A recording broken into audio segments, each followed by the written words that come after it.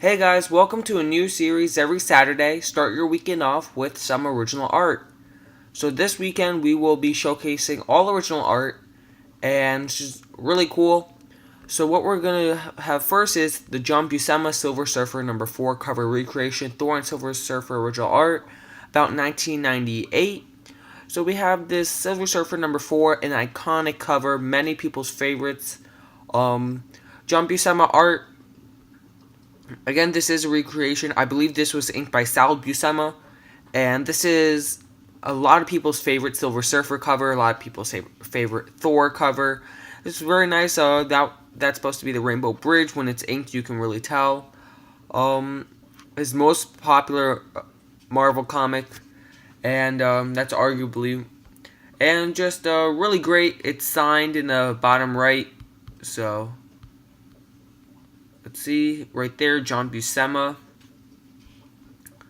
And this sold for 11 grand, just really nice. If we look at the, it's loading. If you will look at it, I wonder what he used to ink around the circles. Because it does get a little, it looks like almost like he used a Sharpie. He made a mistake here. But that, I really wonder, it kind of looks like a Sharpie, but that looks more like acrylic and inks. So it's just a little weird why he would go Sharpie like that. But it is a noticeable difference, but great piece nonetheless. And to go with Silver Surfer number 1, we have Silver Surfer number... To go with Silver Surfer number 4, we have Silver Surfer number 1. And this is the John Buscema and Joe Sinnott original art. So this was the actual piece used in for production. So it's very nice. Just a great cover. Joe Sinnott, John Buscema. And we have Silver Surfer, number 1, 25 center. Now this was a thicker book. And a historic Silver Age classic. 1968. So it's a very nice piece. And we have Silver Surfer with all the stars in the back and everything is coming from Earth. So the piece does look, you see, if you look around the stars, it doesn't look like it's using Sharpie like the other piece. But nonetheless, a really nice piece, 40 grand. And next we have a Joe Simon, Steve Ditko, Mort Meskin, and Jack Kirby, Captain 3D, number 1, page 7, original art, Harvey Comics, 1953. And Captain 3D was really great, and it's a really nice piece. So I really, there was actually a story about this, about how they had to redraw it because Mort Meskin drew. Now this was a 3D comic, and they had to draw everything coming towards you. So you see the body flying towards you, the hand coming towards you, the hat, everything coming towards you. So it looks like it's coming out from the out of the pages. So Mort Meskin actually had to redraw everything because he drew it like a regular comic instead of being 3D. Like instead of the body being thrown this way, he had it just like being thrown over here. And so really great hold'em. I wanted to get a good shot at 3D and not so fast. Just really great art. This is classic. There's the early Steve Ditko. We have Mort Meskin and Joe Simon, Jack Kirby. That looks like a Joe and Jack kid. If you saw my Fighting American number 3, Captain 3D looks a bit like Steve Ditko's art. Especially if you saw his work on Spider-Man, thinner, not bulky. That is Jack Kirby, dead giveaway. The fingers are sliced off, and Kirby. So Kirby did do a lot of this, but that looks like Steve Ditko's Captain 3D for sure. And the background and the inks look like Joe's, very polished. So just a great piece, and for the price, $1,300. I think it was a good buy. I personally, if I could afford it, I would like to own this piece, especially from 1953, early Steve Ditko. Joe Simon was Steve Ditko's first boss, and Jerry Robinson was actually his mentor. And next we have a Jack Kirby and Joe Simon, Foxhole, unpublished, number 5 cover. And this was from their company Mainline Publications in 1955. Foxhole, a great war comic. Never really got the attention that it deserved, in my opinion. So we have Foxhole, and just the art on here is beautiful. We have the mashups where they used to just type it out and basically glue it on, and just really great. We have such great inking by Joe. Just really, really great. And the details, the guns, and it's just really great. You know, when you see this type of art on your regular basis, and you, even if you can't afford it in Heritage like this piece, which costs $8,000, you look at this stuff, and it's just really nice to see, and it really makes you, when you have that comic, you really see, wow, I see where that came from and everything. So next we have Joe Simon and Jack Kirby, Headline Comics number 25, original art from Prize 1947, and this piece is actually really special. They did not include the mashup of Headline Comics and then the writing over here, which I will show you in a second.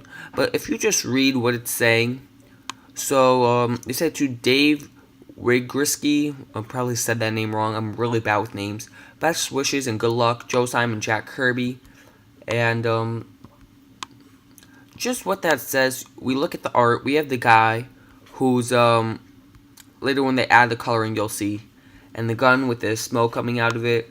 And these two, if you watch my videos on regular basis, usually in my background I'll have Headline Comics number 29, and it also has these, it has a female who looks very similar to her, but just great details. Look, they could draw both men and women. That was actually not too easy to find back in the day, especially in the golden age. Some men just couldn't draw women. And it says, hello, Central Insurance Company, I'm Barbara Treswick. My stepfather just committed suicide. But really what it was murder. So it looks like Kirby's hand right here, and but that looks more like Joe's hand. This woman definitely looks like Joe's. We see the hands are more polished, they're skinnier, and but the inks look like Joe's. The inking is great. We have this figure up here looks more like Jack's, and just really great. And the second thing I want to show is actually they include the comic with it, which is right here. So you see all this, Crime Never Pays, Headline Comics, July, August. And it's just really interesting to see how this was originally from this. So it's very interesting. And this sold for $13,000. Next we have a Joe Galea and Sheldon Moldoff, Detective Comics number 352, Batman splash page, original art 1966. So this was pretty interesting. I actually had the chance to meet Joe Galea. I'm probably saying his last name wrong. Again, I'm very bad with names, but I had a chance to meet him in Big Apple Comic Con, and he had a pretty decent line. And I actually saw Cy Berry there, who did some work on the Phantom. And I was going to say hi. I want to say hi to Cy Berry because he didn't really have a line, and I just totally forgot about Joe. And I really hope he's there next year at Big Apple Comic Con. If I can, I'll love to meet him. He did some good work with Carmine Infantino and some stuff on the Batman. His Batman things are actually pretty easy. Joe and Carmine's Batman runs actually pretty easy to be identified. So we have Batman is coming in, and pow, he hits the guy. Batman Crime Hunt a go-go. That's great. And cover story, Detective Comics 352 June, Bob Kane. So but a lot of these artists back in the day, a lot of these artists, they would fill in for other artists. So, and even when they weren't filling in, they were paid by the person who was getting paid by DC to actually draw for them. So, for example, Bob Kane, especially in his in the 60s work, he had other artists who came and he basically hired them. And but all the work was signed Bob Kane, as you see down here. And they were basically ghosting Bob Kane. You see that Batman, it looks a little different from the Bob Kane Batman, but yet there are still similarities, like the chin. Bob Kane always draws the chin like that, Bob Kane. So, I mean, I don't know if DC knew, but so this went for $6,000. And next we have a Carmine Infantino and Murphy Anderson, The Flash 146 Mirror Master cover art, original art, 1964. We have The Flash, which Barry Allen created in Showcase number 4. It's arguably the start of the Silver Age. So, creator Barry Allen Flash. You'll never catch up to me now that I've switched legs with you. And I actually kind of like this cover. Now, Carmine's work, in my opinion, is... I think he drew the best Flash, and other characters he didn't draw that well. That's just my own personal opinion. A lot of them seem to be the same. And we see the Flash, that thing's a mashup. And you see how they just cut all that out? They would cut that out and they would just glue it in. Surprisingly, that Superman DC National Comics thing doesn't look glued in. But most likely they had this paper with that already printed on, and they were just writing in Flash and they used this. So that was probably what happened. You'll never catch up to me. Now that I've switched legs with you, I wonder if that's a mashup. Yep, it seems like a mashup. And I wonder if this guy's a mashup. This guy does. The guy in the front does not look like a mashup. You see, where they cut out the Flash logo. And Barry Allen, he does not look like a mashup. You can even see the erase marks.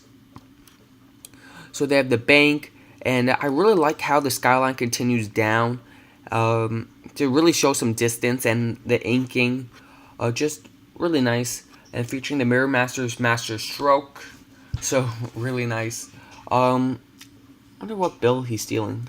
If it's very interesting, and yeah, it's just a nice piece. Went for a lot of money, 45 grand. So it's a nice piece by Carmine and Murphy Anderson, number 146. I believe this is one of the Flash's more classic issues, and this is from 1964, and just a really nice piece. Now, this was in May of 2011, so this was 1 year before Carmine passed. Carmine passed in 2012. And so, yeah. So I hope you enjoyed this week's episode of Looking at Original Art. We had some great John Buscema art of Silver Surfer. Then we had some great Joe Simon, Jack Kirby art. And we also had some great things that Steve Ditko and Mort Meskin worked on, and some great DC stuff by Sheldon Moldoff, Joe Galea, and Carmine Infantino, Murphy Anderson. So, hope you enjoyed. Next week, we will have another episode, and let me know in the comments if you want like a particular theme for next week's, if you want like one character, or if you guys want to start looking at some comic books that have been sold like higher grade. So, thanks so much for watching. Please like, comment, and subscribe. Tell me your thoughts. And are you enjoying this series? Because I'm enjoying making them. It's really nice finding all this art and basically sharing it, waking up every Saturday and seeing this art. So thanks so much for watching. And as always, you could check out some more videos right now.